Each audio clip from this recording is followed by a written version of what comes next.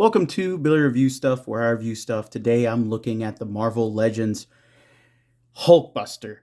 This came from Amazon. It shipped on, I believe, Monday, and it arrived here today. And somehow in between there, I just don't think my mail carrier likes me because it's kicked to shit. It's beat up. I'm glad I'm an inbox, well, not an inbox collector because woof, woof. But he looks okay. He's a little knocked around. Still smug looking. There's like a little bit of paint transfer right there, but it's not bad enough where it's messed up the Hulkbuster itself. So I'm gonna get this out of the package right now. There we go. And he should be free. And that can go away. Woo! Wow. Okay, he's got some weight to him. He feels solid. He doesn't feel cheap, thankfully, because he's not cheap. Imagine by now I've thrown up the price. I think, God, I hope it was $59, but I believe this monstrosity was $69. Hooey. So, just taking a closer look. Yep, that's hollowed out there. It's got some depth to it. I like the paint. It's a little bit. I kind of wish, for the price you're paying, that it had a little. Oh, okay. That's why that was wobbling around. It's a separate neck. I forgot all about that. It's been so long since they had where they did like the little Hasbro pulse thing on there. Oh, got a little paint and work in there. The face looks good. It's not all dinged up, thankfully. That's good. I'm gonna decide. I guess, yeah. You'll be the front. You look like the front to me. You look like the front of the neck. Let's pop you back on there. Okay. Well, I'm so used to the other one. Right. Get you up there. But yeah, for the price, I know this has where it was supposedly designed like this to fit in the box better. Supposedly, a lot of supposed there. With this piece coming off, which is, it's neat. But was it necessary? I don't think so, because it's just more stuff I have to assemble. Let's see here. Yeah, it's neat that no, wait. No, I was like, oh yeah, you can see. No, you can't see crap. There's a lot of sculpted detail in there. There's a lot of neat stuff. I think for the price, they could have just primed it with a gray on there or something, just to kind of give it a little hit of something there. But that's me nitpicking. So yeah, that looks super cool in the back. There's a lot of awesome detail back there. None of it's painted. I do wonder at what price, at what premium point there do you actually think paint should be a necessity? Again, this is very well sculpted. There's so much detail in there that you'll never see because you're probably just gonna put it together and put it on a shelf, like me. Take it down for random things. Who knows? Get some good pictures in, things like that. But oh yeah, that snaps together. How ain't too bad to unsnap. Okay, so it's like a hook over, so it kind of goes in the top there, and then you plug it in there. So it comes off. It's not too crazy to take off. It's not too crazy to put on either. But oh my goodness gracious, stay. There we go. Okay, it's on. I'm not taking it off again. Who doggy? Wonderful. There. All right, that's there. Okay, he has two little turbine things here. I believe they go up. So pop that in there. There we go. Okay, so he's as assembled as he's going to get. Now let's take a closer look at him on the turntable. All right, so there's some neat stuff with this figure, and then there's one big compromise. It feels like. It feels like it's something that they could have done better, but they had to compromise for something with this figure. But let's take a look at it closer here, because it is a big mahunga hela of a figure. It is quite large. But let's go over articulation first. Let me just turn this turntable off. So he does have the ball joint at the top of the head, or the helmet, however you want to put it. And it can only do so little with how it's designed to have where you can put this armor on here. It limits it. But I mean, the original had where you just flipped up and down. So I can't really knock it too much, maybe. Going to the arms. The shoulder armor has where it's a separate piece. It has where it does that kind of layer in there, and then the arm is socketed in. I tried to pull the arm out. It definitely has where it's in there very tight. It's not something you can easily pull out like it was built like a bath. So that's good. It's solid. This moves around very easily. It's not like bound up with how it's designed. So I'm glad that can freely kind of move there. Arms, it's the hinge and the twist. It's can go all the way around and then pop off the back armor. That's a compromise.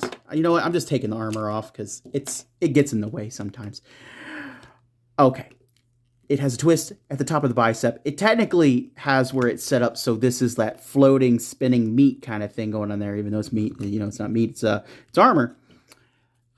So it can twist around all the way there. It's neat. I like it. I like the detail in the arm here at the elbow joint, because like with how it's made, it goes with the design. So it doesn't stand out to look like, hey, it has a hinge there. It's just there. But that can move freely of the bicep. So at some point the bicep kind of gets a little stuck there, especially when you have the have to attach armor. You know, that's fun. Hinge at the elbow. Hinge and twist at the wrist. The hands are very easy to move and also take out to swap out. This armor is soft plastic, which it needs to be, and it works for what it is. It had to be. There's a ball joint at the top of this guy, and it has where it feels kind of iffy sometimes going forward, and I'm glad it clicks, but it just feels worrisome a little bit, but I think it'll be okay. Here is the biggest compromise of this guy, the waist here. Now, oh dang it, that's great. That was fully seated, and then it just pops out super easy. Whatever. This is the compromise here. Instead of doing this, like where, let's say on the Mark I Iron Man they just released for the classic silver version, that has where it's a whole torso, like a whole abdomen that goes into the hips there, and like a little ball joint there. It's not the fact of that range of motion. It's just how this looks, because it reminds me of the Abomination figure, because like as I turn him, which, I mean, like, you can do him from the top here and get a lot of that articulation, but if you even turn him, it just looks not great, and it doesn't make sense. I mean, like, you're paying a lot for this figure, and I feel like this could have been something that was just thought out more, or it was a give there, because like it's flat. It has, I don't like how it shelves there. I'm glad they painted a little bit inside there on this plastic, but it just doesn't look right. And that's one of those compromises. I understand it has like a big joint right in there, and that tees in about right there. But I feel like they could have went for like a full like T-bar here with a ball joint in there, and then had this go in here and just have where this was like a separate kind of open piece to have where it didn't look bad when you twisted it. That's another nitpick. Regular ball joints, at the hips. You can go all the way around. You swivel around. You got to twist the top of your hips. I like that it's fully sculpted detail all the way around there. That's really cool. He has a double knee. And he gets a lot out of the knee. That's fantastic. That's a plus. That's a good thing. I like the sculpting on the front of the shins here for the shin armor. Again, it's soft plastic, which it needs to be, so it doesn't, like, break, snap off. I'm fine with that design choice. Another neat thing that I feel like maybe this was a give, like this got to be, and this got taken away from, is where, like, it has the hinges at the feet here, but I like how it has that layered armor there to cover it up, so you don't see the hinges. Like, I don't want to say it's hidden, but I want to say it was thought out. That was a good detail. It's a good detail, like how they have like the knees here, where there's like, it's much like the elbow, where it looks like it belongs there. I'm glad it wasn't where they tried to paint inside there, but there's a lot of give and take in this figure. In the end, I think it's well done. But I'm going to go ahead and say, before I do anything else with it, I don't think it's worth the full price. I'm not even done with this review, and I'm already saying this, I don't think it's full price. It's cool. Like, if you're a Hulkbuster fan, you're an Iron Man fan, I mean, like, it's a dope Hulkbuster. It's better, I'm going to say, it's probably better than the Diamond Select one. Even the Diamond Select one does look good. If the Diamond Select had where it didn't have the compromises it did with its hands and stuff, it would be on par with this. But I mean, like, it just seems like once you get to a big figure like this, it's like trying to get it made, they keep making so many compromises with it, and I just could have been perfect. It's good. Could have been a perfect figure. Oh, one other accessory is he comes with the alternate Tony Stark head. Again, he has where it's, he looks a little smug. Not my favorite expression, but it's a common one for Tony Stark, apparently. Fits in there. It looks good. But I could fit other Tony Stark heads in there. I feel like looks a little less smug. Looks a little better. I kind of like it, but it works. It doesn't look bad. I'll try a couple other ones in a minute on there and throw them up, but I'm probably just going to have him with the Iron Man helmet head on there, and that's going to be that. And hopefully I'll be able to move him around and just learn the limitations of how this chest piece stays there, because it could be a pain if that keeps popping off. I'm just hoping that's just like a couple times, just a new figure, learning how it moves.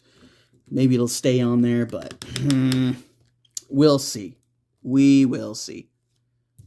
Here's Hulkbuster with Iron Man, Iron Man, Iron Man, Iron Man, Iron Man, Iron Man, Iron Heart, Ironmonger, Titanium Man, Crimson Dynamo, who looks little tiny little bitty guy, the Destroyer, Ben Grimm, the Juggernaut, 20th Anniversary Hulk, Diamond Select Immortal Hulk, a Master Mold head. One day I'm going to get the rest of this Sentinel. One day. And the original Hulkbuster from Toy Biz. Again, this is like one of my favorite figures. I've kept him around. I fixed him. And I needed to get this figure to kind of complement this original one. But the thing is, in the end, I kind of like my original more. Not because of like it doesn't have better articulation by far, sculpt work or anything like that. It just has where it just feels right. And I like the new one, but I still like the old one just as much, which is kind of odd. But let me know down in the comments what you think. Did you pick up this new Hulkbuster here? Did you pick him up? Did you think this was going to be like a really good figure? And I mean honestly, it's not a bad figure. I just don't know if it's worth full price. I don't think it's worth full price. I think if you can get him for like $10 cheaper, you get some Amazon credit. You have where you got a birthday or Christmas or something coming up where, hey, you get a wish list. Yeah, put him on there because he's a good big figure. Is he the best he could have been? Probably not. But again, let me know what you think down in the comments below. I still love Marvel Legends. I still think they're putting out good stuff. I just start to see kind of compromises or weird details that just didn't need to be there, that kind of drive up costs that don't necessarily need to be there. This could have been like a $50 fig, honestly. But let me know down in the comments below. This has been Billy Beige. Please like, share, subscribe, and I'll see you in the next video. Later, guys.